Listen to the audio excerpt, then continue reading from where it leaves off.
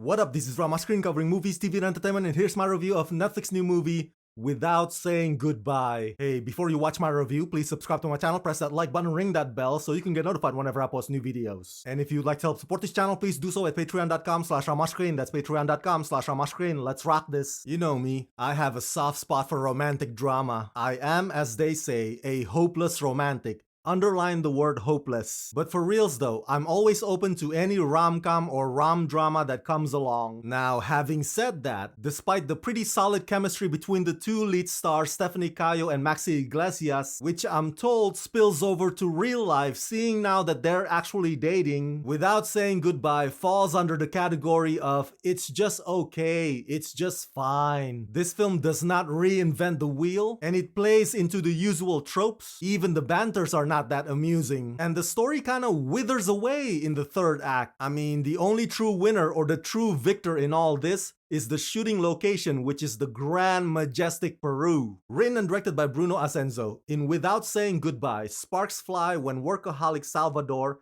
is sent from Spain to luscious Peru to build a new hotel for his family chain.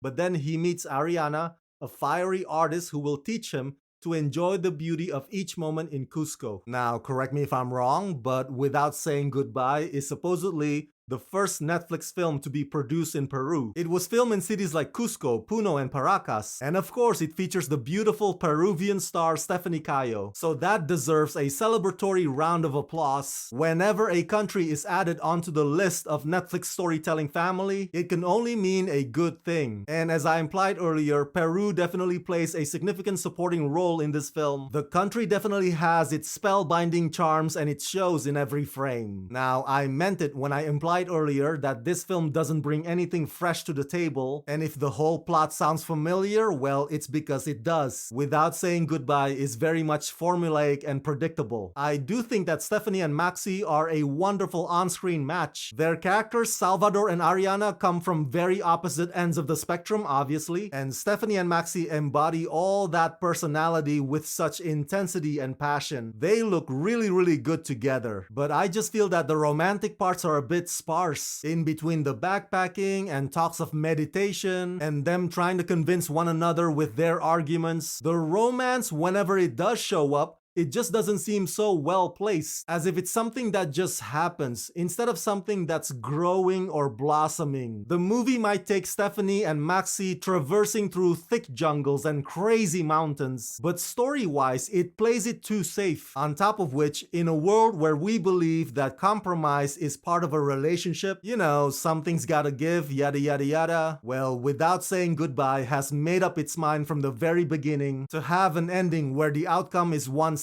or uneven. But hey, if Without Saying Goodbye's emotional beats tug at your heartstrings, then more power to you, man. But as for me, this movie could have been so much more.